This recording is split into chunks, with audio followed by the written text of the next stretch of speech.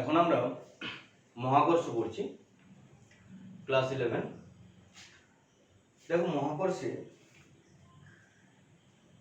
মহাবিশ্বে আমরা অসংখ্য বস্তু দেখতে পাই। যে বস্তুগুলার আকর্ষণ বল বিভিন্ন রকমের হতে পারে। বস্তুগুলা পরস্পরকে আকর্ষণ করে। যখন বস্তুগুলা পরস্পরকে আকর্ষণ করে তখন তাদেরকে আমরা বলি, তারা যে বলে আকর্ষণ করে সেটা হচ্ছে মহাকর্ষ বল। আবার যখন কোনো বস্তুকে পৃথিবী তার নিজের কেন্দ্রের দিকে আকর্ষণ করে তখন যে বলে আকর্ষণ করে সেই বলটাকে বলছি আমরা অভিকর্ষ বল। আমরা প্রথমে মহাকর্ষ বল নিয়ে আলোচনা করি। মহাকর্ষ সূত্র।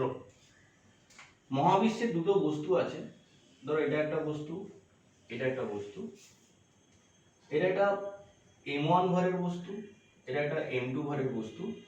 এই দুটো বস্তু r দূরত্বের ব্যবধানে অবস্থিত। তখন এদের মধ্যে একটা বল ক্রিয়া করে যেটা নিউটন দিয়েছেন। নিউটনের মতে এই দুটো বস্তুর মধ্যে ক্রিয়াশীল বল বস্তু দুটির ভরের গুণফলের সমানুপাতিক এবং তাদের যে মধ্যবর্তী দূরত্ব সেই মধ্যবর্তী দূরত্বের বর্গের ব্যস্তানুপাতিক। মহাবিশ্বে যে কোনো দুটি বস্তুর মধ্যে আকর্ষণ বা বিকর্ষণ বল, এখানে বিকর্ষণ নেই, আকর্ষণ বল বস্তু দুটির ভরের গুণফলের সমানুপাতিক, তাদের মধ্যবর্তী দূরত্বের বর্গের ব্যস্তানুপাতিক। এই দুটোকে একসঙ্গে করলে আমরা লিখতে পারি A proportional to m1 m2 by r square। এটাকে নিউটনের মহাকর্ষ সূত্র বলা হয়। তাহলে নিউটনের মহাকর্ষ সূত্র কি না, মহাবিশ্বের যে কোনো দুটি বস্তুর মধ্যে আকর্ষণ বা বিকর্ষণ বল, বিকর্ষণ নয়, শুধু আকর্ষণ বল বস্তু দুটির ভরের গুণফলের সমানুপাতিক এবং তাদের মধ্যবর্তী দূরত্বের বর্গের ব্যস্তানুপাতিক। এখান থেকে একটা কনস্ট্যান্ট নিয়ে আসো, F equals to G m1 m2 by r square। এই G কে কি বলছি?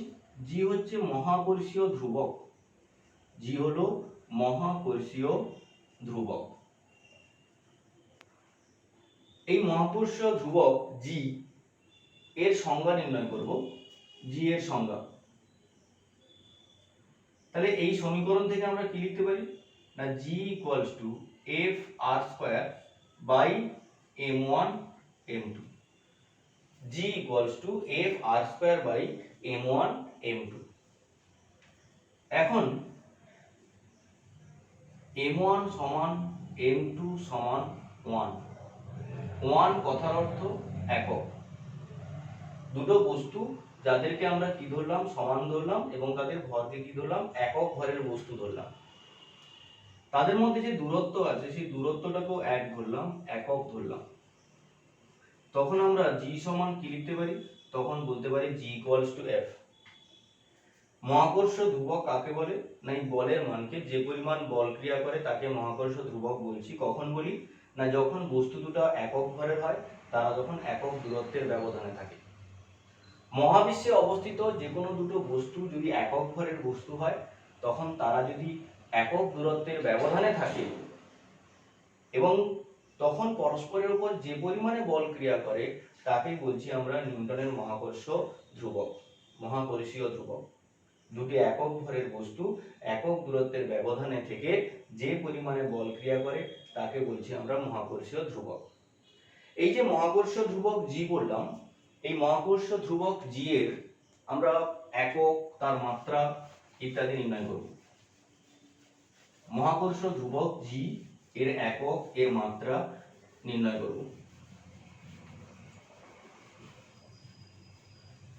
দেখো তাহলে আমরা G সমান কি জানি, G সমান হচ্ছে F r square by m1 m2। এখানে m1 ভর, m2 ও ভর, তাহলে এদের জায়গায় কি বসবে, ভরের একক বসবে। তার জন্য এটাকে আমরা এইভাবে লিখতে পারি F r square by m square, মানে একক হিসাবে। তাহলে G এর একক কি না, G এর একক মানে হচ্ছে F এর একক ইনটু r হচ্ছে দূরত্ব, এই দূরত্বের একক, দূরত্বের এককের হোল স্কয়ার বাই এমটা হচ্ছে ভর, তাহলে ভরের এককের হোল স্কয়ার, ভরের একক তার হোল স্কয়ার। তাহলে এখান থেকে সমান, তাহলে সিজিএস পদ্ধতিতে মান বসাচ্ছি। এফ এর একক কি ডাইন, দূরত্ব হচ্ছে সেমি স্কয়ার, আর নিচে ভরটা হচ্ছে গ্রাম, তাহলে গ্রাম স্কয়ার। জি লিখলে হয়, আমি জিএম লিখছি, শুধু জি লেখা যায়। তাহলে এখান থেকে কি পাবো, ডাইন সেমি square gram to the power -2, dyne সেমি square gram to the power -2, এটা সিজিএস পদ্ধতি। তাহলে এসআইতে কি হবে, নিউটন হবে, মিটার স্কয়ার হবে, আর কেজি টু দি পাওয়ার -2 হবে, এটা এসআই পদ্ধতি। Newton, metre square, KG to the power -2, বুঝেছো? জি এর একক, জি এর একক হলো জি এর মাত্রা। তাহলে জি এর মাত্রা মানে এফ এর মাত্রা ইনটু আর এর মাত্রা হোল স্কয়ার বাই এম এর মাত্রা স্কয়ার।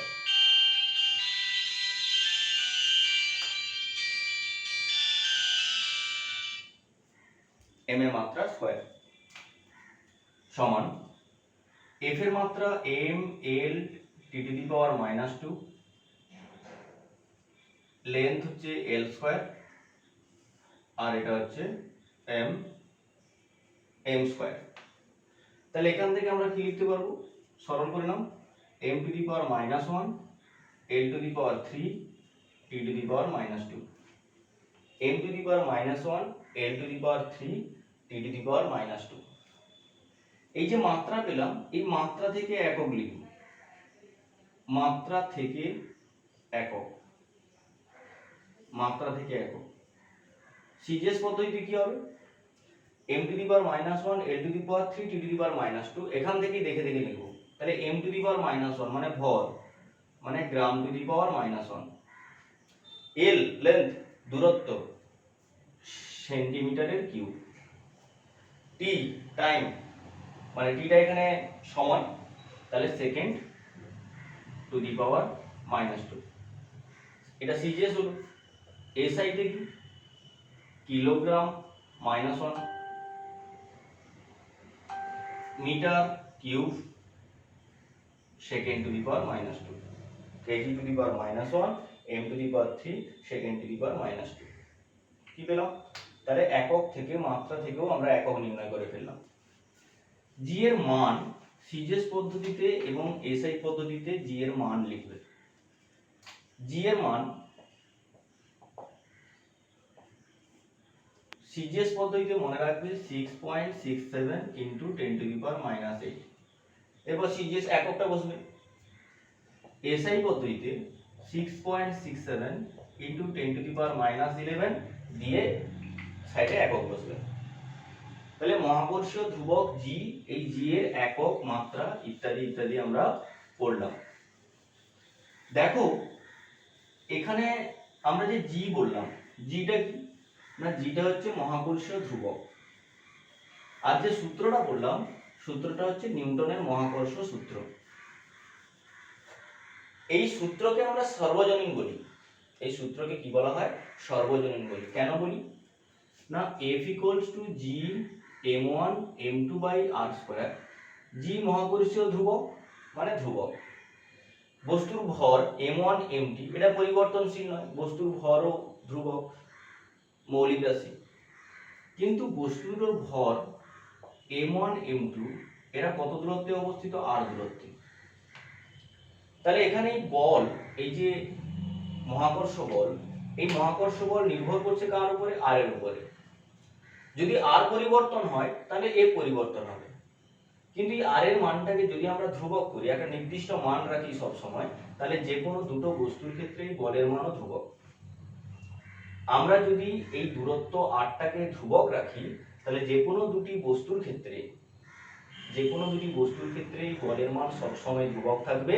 আমরা যে কোনো জায়গায় গিয়ে এই বল নির্ণয় করি না কেন, আমরা যে কোনো জায়গায় গিয়ে এই বল নির্ণয় করি, দুটো বস্তুর মধ্যে যদি মহাকর্ষ বল নির্ণয় করি, তার মান সবসময় ধ্রুবক থাকবে যদি বস্তু দুটোর ভর এবং বস্তু যদি নির্দিষ্ট থাকে।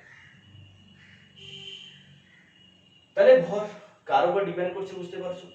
এই বলটা। এখানে এমন কোনো রাশি নেই যেগুলো পরিবর্তন হলে এটা পরিবর্তন হবে। বস্তুর অবস্থা, তার উপাদান, রাসায়নিক উপাদান ইত্যাদি, উষ্ণতা পরিবর্তন, ঘনত্ব ইত্যাদি ইত্যাদি কি হয়, অবস্থা পরিবর্তনের সঙ্গে সঙ্গে পরিবর্তন হয়। কিন্তু এখানে এমন কোনো টার্ম নেই যেগুলো অবস্থা পরিবর্তনের সঙ্গে সঙ্গে পরিবর্তন হবে। এই মহাকর্ষ সূত্র দুটো বস্তুর মধ্যে, পার্থিব যে কোনো বস্তু, মহাবিশ্বে যে কোনো বস্তু, সবার মধ্যে আকর্ষণ বলকে সুন্দরভাবে ব্যাখ্যা করতে পারে। তাই এই যে সূত্রটা, এই সূত্রটাকে আমরা বলি সর্বজনীন মহাকর্ষ সূত্র, আর এই ধ্রুবকটাকে বলা হয় সর্বজনীন মহাকর্ষ ধ্রুবক। এই ধ্রুবকটাকে বলা হয় সর্বজনীন মহাকর্ষ ধ্রুবক, আর এই বলটাকে বলা হয় সার্বজনীন মহাকর্ষ সূত্র। এবার এখান থেকে আমি অন্য টপিকে যাচ্ছি। পরের টপিক, মহাকর্ষীয় ক্ষেত্র এবং মহাকর্ষীয় বিভব।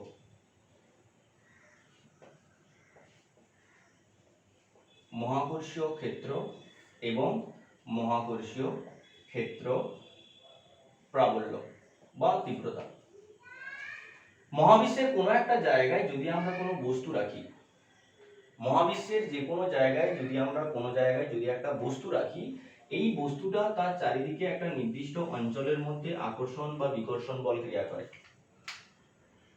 মহাবিশ্বের কোনো জায়গায় যদি আমরা কোনো বস্তু রাখি, ওই বস্তুটা তার চারিদিকে একটা নির্দিষ্ট অঞ্চলের মধ্যে আকর্ষণ এবং বিকর্ষণ বল ক্রিয়া করে। বিকর্ষণ ক্রিয়া করে? একেবারে নয়, শুধুমাত্র আকর্ষণ বল ক্রিয়া করে, তার চারিদিকে একটা নির্দিষ্ট অঞ্চলের মধ্যে একটা আকর্ষণ বল ক্রিয়া করে। এই যে বাউন্ডারিটা দিয়েছি, এর বাইরে কিন্তু কোনো বল ক্রিয়া করবে না। এই বস্তুটার জন্য এর বাইরে কোনো বল ক্রিয়া করবে না, যাবতীয় আকর্ষণ বল এর অভ্যন্তরে ক্রিয়া করবে।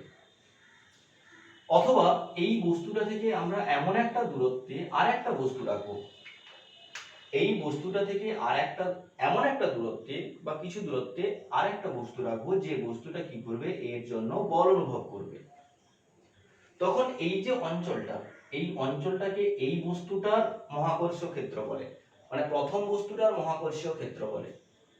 তাহলে মহাকর্ষীয় ক্ষেত্র কাকে বলে না, মহাবিশ্বের কোনো জায়গায় যদি আমরা একটা বস্তু রাখি, ওই বস্তুটা তার চারিদিকে একটা নির্দিষ্ট অঞ্চলের মধ্যে আকর্ষণ বল ক্রিয়া করে। অথবা ওই বস্তুটা থেকে কিছু দূরত্বের মধ্যে যদি দ্বিতীয় বস্তুটাকে রাখি, ওই দ্বিতীয় বস্তুটা বল অনুভব করবে, তখন ওই অঞ্চলটাকে আমরা প্রথম বস্তুটির মহাকর্ষীয় ক্ষেত্র বলছি। প্রথম বস্তুটির মহাকর্ষীয় ক্ষেত্র বলছি। তাহলে এখানে এই মহাকর্ষীয় ক্ষেত্রের মধ্যে যে কোনো বস্তুকে রাখলে ওই বস্তুটা কি করবে, বল অনুভব করবে। মহাকর্ষীয় ক্ষেত্রের অভ্যন্তরে যদি আমরা যে কোনো বস্তুকে রাখি, তাহলে ওই বস্তুটা একটা বল অনুভব করবে। যে বস্তু মানে যে পরিমাণ বল ক্রিয়া করবে তাকে বলা হয় তার ক্ষেত্র প্রাবল্য বা তীব্রতা। তাকে বলা হয় তার ক্ষেত্র প্রাবল্য বা তীব্রতা। মহাকর্ষীয় ক্ষেত্রের মধ্যে কোনো বস্তু যে পরিমাণে বল ক্রিয়া করে তাকে বলা হয় তার মহাকর্ষীয় ক্ষেত্র প্রাবল্য বা তীব্রতা। আমরা সংজ্ঞা আকারে বলি যে মহাকর্ষের কোনো একটা মহাকর্ষীয় ক্ষেত্রের অভ্যন্তরে একটি একক ভরের বস্তু যে পরিমাণে বল ক্রিয়া করে তাকে বলা হয় তার মহাকর্ষীয় ক্ষেত্র প্রাবল্য বা তীব্রতা। ওই মহাকর্ষীয় ক্ষেত্র প্রাবল্য তীব্রতা এটা আমরা নির্ণয় করব। এটা এখন আমরা নির্ণয় করব।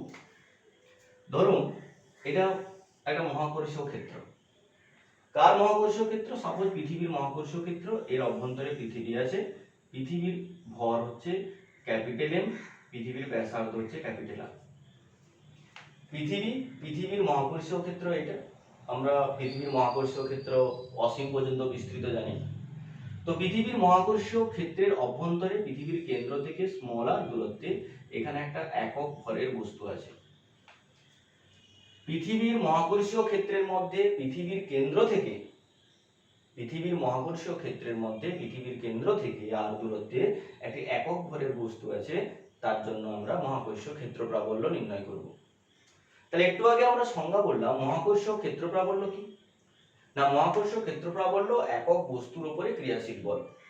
তাহলে এখানে একক বস্তু এটা, তাহলে এখানে এই যে বলটা নির্ণয় করব, এই বলটা কার সাহায্যে নির্ণয় করব না, নিউটনের মহাকর্ষ সূত্রের সাহায্যে নির্ণয় করব। নিউটনের মহাকর্ষ সূত্রের সাহায্যে নির্ণয় করব। তাহলে এক্ষেত্রে দেখো যে বস্তুটা আছে পৃথিবীর ভর m1 m তাকে m1 ধরলাম, আর m2 এর মান কত 1, আর ডিসটেন্স হচ্ছে r।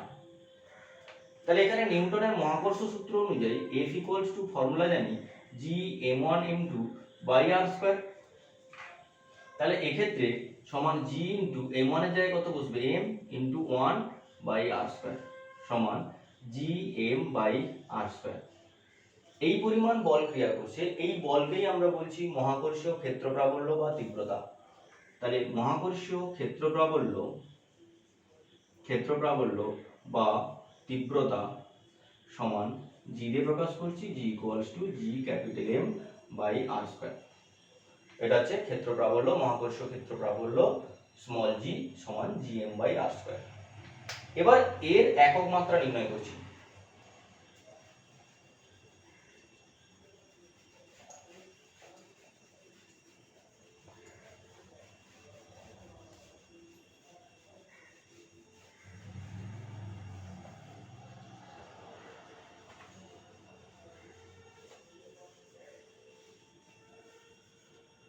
দেখুন তাহলে কি ছিল না g ইকুয়ালস টু ছিল gm বাই r স্কয়ার। এখান থেকে একক নির্ণয় করব। তাহলে এর একক সমান g এর একক ইনটু m এর একক বাই r এর একক তার হোল স্কয়ার। তাহলে g এর একক মনে আছে, একটু আগে নির্ণয় করেছিলাম, ডাইন সেমি square gram to the power -2। m কি ভর, ভরের একক কি গ্রাম, বাই r এর একক দূরত্ব সেমি স্কয়ার। টোটালি ক্যালকুলেশন করলে কি পাবে, ডাইন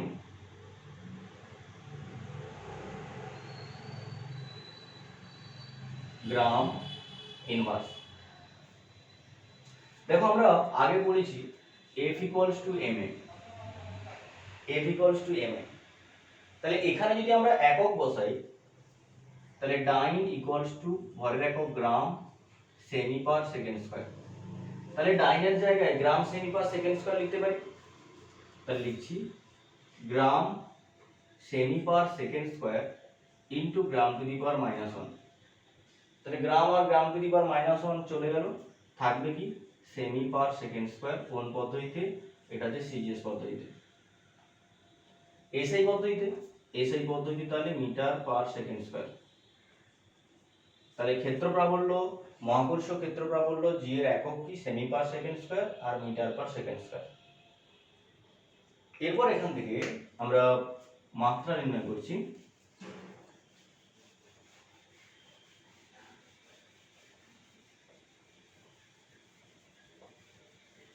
মাত্রা, তাহলে g এর মাত্রা ইকুয়ালস টু ক্যাপিটাল G এর মাত্রা ইনটু m এর মাত্রা বাই r স্কয়ার এর মাত্রা। তাহলে g এর মাত্রা মনে আছে m to the power -1, l to the power 3, t to the power -2, আর m এর মাত্রা ক্যাপিটাল M, আর r এর মাত্রা হচ্ছে l স্কয়ার। দিলে সরল করলে আমরা পাবো l t to the power -2। সরল করলে কি পাচ্ছি l t to the power -2। এটা হচ্ছে এদের মাত্রা, g এর মাত্রা। তো এটা মহাকর্ষীয় ক্ষেত্র প্রাবল্য। এরপরে বিভব থাকলো, বিভবটা একসঙ্গে করাবো পরে। এবার আমরা যাচ্ছি, মহাকর্ষ পড়ছিলাম, এখন আমরা পড়ছি অভিকর্ষ। অভিকর্ষ কাকে বলে না, কোনো বস্তুকে পৃথিবী তার কেন্দ্রের দিকে একটা বল নিয়ে আকর্ষণ করে, যে বলে আকর্ষণ করে তাকে বলা হয় অভিকর্ষ বল। কোনো বস্তুকে পৃথিবী তার নিজের কেন্দ্রের দিকে যে বলে আকর্ষণ করে তাকে বলা হয় অভিকর্ষ বল। আবার এই অভিকর্ষ বলের ক্রিয়ায় কোনো বস্তুতে যে ত্বরণের সৃষ্টি হয়, অভিকর্ষ বলের ক্রিয়ায় কোনো বস্তুতে যে ত্বরণের সৃষ্টি হয় বা পৃথিবীর কেন্দ্র অভিমুখে যে ত্বরণের সৃষ্টি হয় তাকে বলা হয় অভিকর্ষজ ত্বরণ। এই অভিকর্ষজ ত্বরণ বা অভিকর্ষ ত্বরণ এর রাশিমালা আমরা এখন প্রতিষ্ঠা করব। ধরুন এখানে পৃথিবী আছে, পৃথিবীর ব্যাসার্ধ ক্যাপিটাল আর, পৃথিবীর কেন্দ্র থেকে স্মল আর উচ্চতায় একটা স্মল এম ভরের বস্তু আছে। পৃথিবীর পৃষ্ঠ থেকে এর উচ্চতা কত? পৃথিবীর পৃষ্ঠ থেকে এর উচ্চতা হচ্ছে h। এবার এখানে পৃথিবীর ভর ক্যাপিটাল এম, এখান থেকে আমরা কি নির্ণয় করব? আমরা অভিকর্ষজ ত্বরণ নির্ণয় করব। তাহলে এখানে স্মল এম ভরের বস্তু আর ক্যাপিটাল এম ভরের বস্তু এদের মধ্যে একটা কি ক্রিয়া করবে? একটা মহাকর্ষ বল ক্রিয়া করবে। তাহলে স্মল এম ভরের বস্তু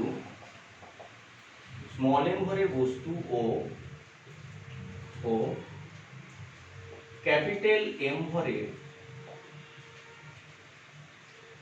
পৃথিবীর মধ্যে ক্রিয়াশীল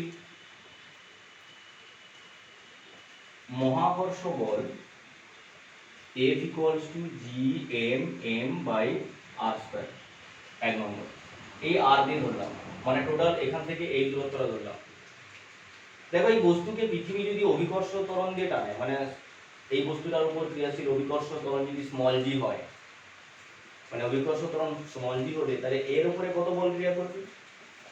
তাহলে অভিকর্ষজ ত্বরণ স্মল জি হলে F equals to mg। 2 নম্বর, নিশ্চয়ই বুঝতে পেরেছ? এই 1 এবং 2 থেকে কম্পেয়ার করো, mg equals to Gm/r²। তাহলে g equals to Gm/r²,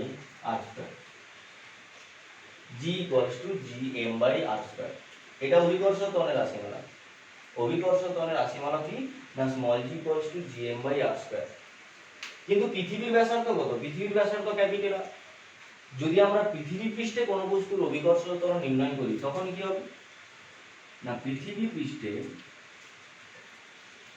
পৃষ্ঠে অভিকর্ষজ ত্বরণ,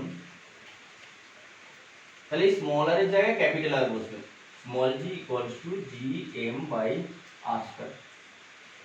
এই স্মল জির জায়গায় স্মল আর এর জায়গায় কি বসবে? ক্যাপিটাল আর, পৃথিবীর ব্যাসার্ধ। যদি h উচ্চতা ধরি তাহলে এখান থেকে এই দূরত্ব স্মল আর সমান কি লিখতে পারবো? স্মল আর সমান ক্যাপিটাল আর প্লাস h। তাহলে এই উচ্চতায় বললে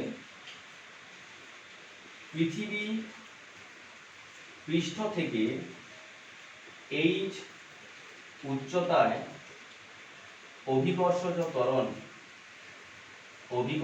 ত্বরণ g equals to Gm/r plus h তার হোল স্কয়ার,